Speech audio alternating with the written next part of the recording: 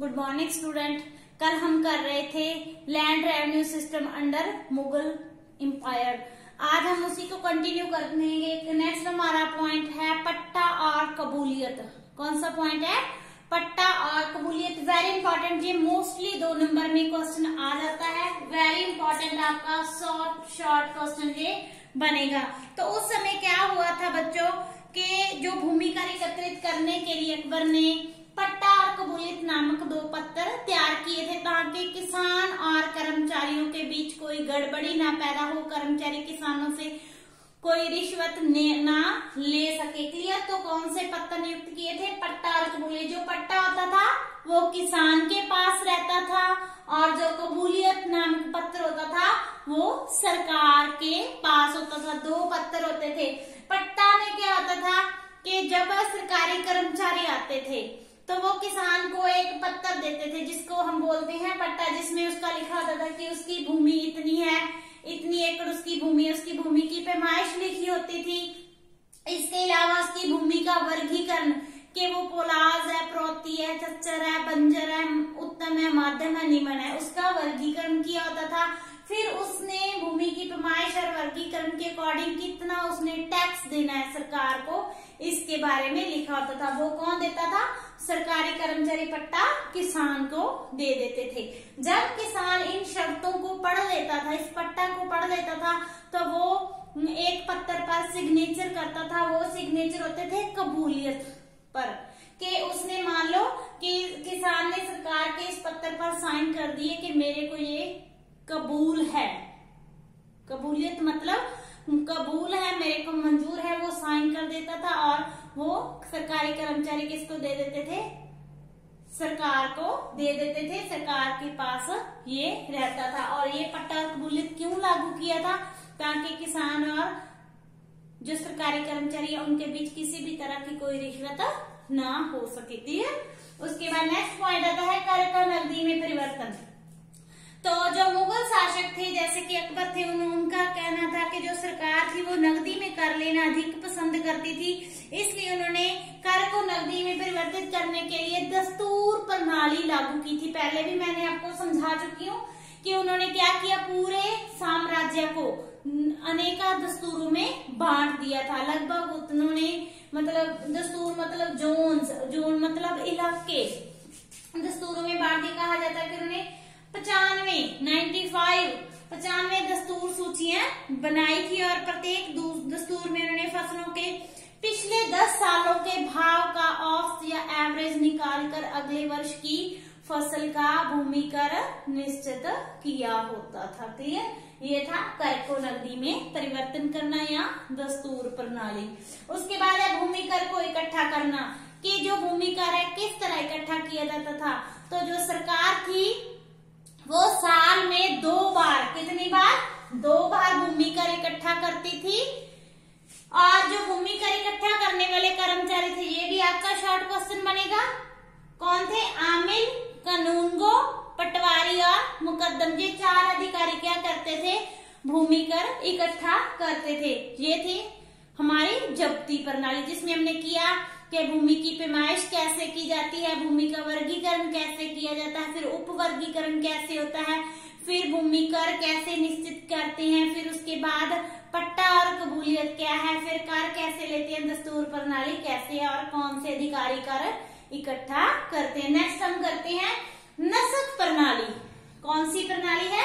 नस्क प्रणाली। तो ये प्रणाली बच्चे आपको 2 नंबर में आ सकता है ये क्वेश्चन भी। ये प्रणाली सिर्फ बंगाल में ही लागू की गई थी। क्लियर? तो नस्क प्रणाली में क्या था कि पूरे गांव की भूमि के, मान लो हमारे पूरे गांव में 100 घर है, तो पूरे 100 घरों की भूमि थी, जितने उनके खेत थे, पूरे गांव की भूमि की एक साथ पैमाइश कर लेते थे। जब्ती में तो एक किसान की भूमि की पैमाइश होती थी ना। तो जो नस्क प्रणाली थी इसमें क्या होता था, पूरे गांव की भूमि का एक साथ अनुमान लगाया जाता था कि मान लो पूरे गांव के लोगों के पास 150 एकड़ 150 एकड़ जमीन है, तो उसका पूरे गांव की भूमि का पैमाइश करने के बाद उनका सभी का एक साथ ही भूमि कर निश्चित कर दिया जाता था। क्लियर? या पूरे गांव की पैदावार का अनुमान लगाने के बाद उनका भूमि कर लगाया जाता था। और इसको कई जगह पे कनकूत प्रणाली भी बोलते हैं। कौन सी प्रणाली? कनकूत, नसक या कनकूत प्रणाली। ये भी आपका इम्पोर्टेंट क्वेश्चन है। तो इसमें क्या होता था कि जो सरकारी कर्मचारी क्या करते थे, खड़ी फसल का, कि पूरे गांव की अभी फसल काटी नहीं होती थी, खेतों में खड़ी फसल का ही आइडिया लगाकर भूमि कर निश्चित कर देते थे। फिर चाहे बाद में फसल की पैदावार कम हो या ज्यादा हो, भूमि कर ना तो कम किया जाता था ना ही बढ़ाया जा सकता था। क्लियर? यहां तक क्लियर? नेक्स्ट है गल्ला बख्शी प्रणाली। कौन सी? गल्ला बख्शी प्रणाली। तो ये थी सिंध, काबुल और कश्मीर। कहा? सिंध, काबुल और कश्मीर। होगी ना 12 प्रांत। पहले 8 प्रांतों में क्या थी? जब्ती प्रणाली। 9वें में क्या थी? नस्क प्रणाली। और फिर क्या? 9, 10 और 9 थे। फिर उसके बाद है 3, ये 12 प्रांत हो गए। सिंध, काबुल और कश्मीर में कौन सी थी?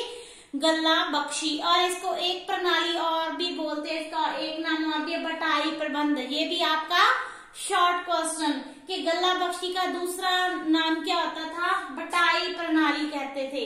तो इसमें क्या होता था कि जब फसल पकने के बाद काट ली जाती थी तो उसकी 3 ढेरियां बना दी जाती थी, उसके 3 भाग बना दिए जाते थे। सेम 3 भागों में बांट दिया जाता था। 2 जो होते थे वो किसान के भाग जब पास रह जाते थे, और जो एक ढेरी या एक भाग वो सरकार के पास चला जाता था।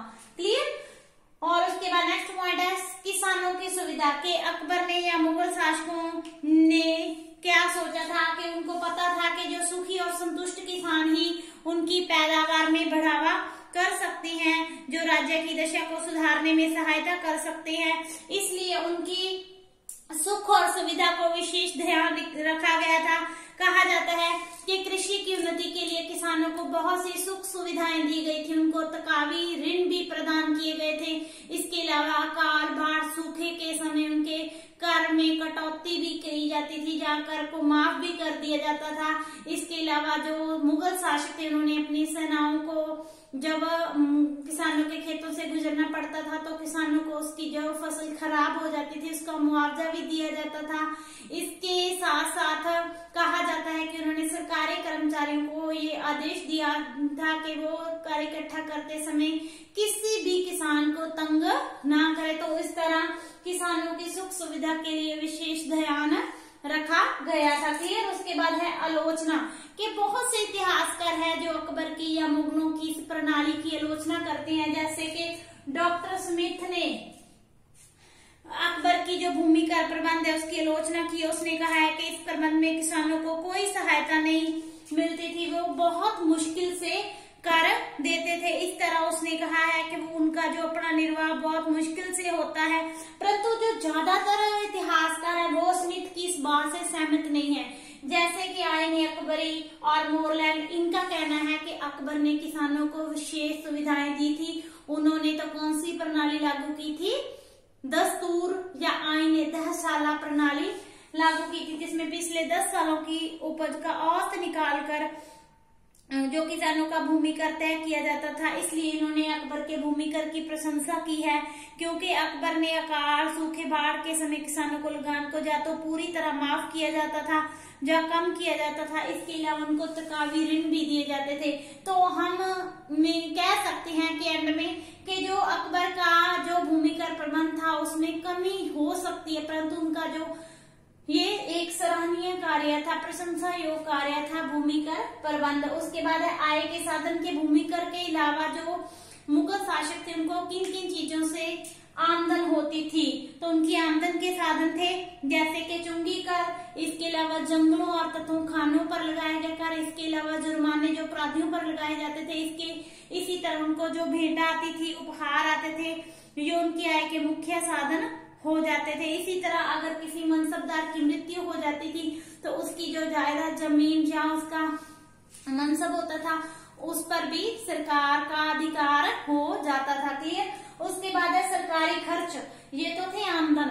तो सरकार खर्च कहाँ कहाँ करती थी इसमें? वो शाही परिवार के मेंबरों के ऊपर, सदस्यों के ऊपर खर्च करती थी, सरकारी कर्मचारियों को वेतन देती थी, मनसबदारों को वेतन देती थी, लोगों की सहायता की जाती थी और कला के विकास और जो प्रजा हितकारी कार्यों पर भी सरकारी खर्च किया जाता था। तो ये आपका आज टॉपिक कंप्लीट हुआ, लैंड रेवेन्यू सिस्टम।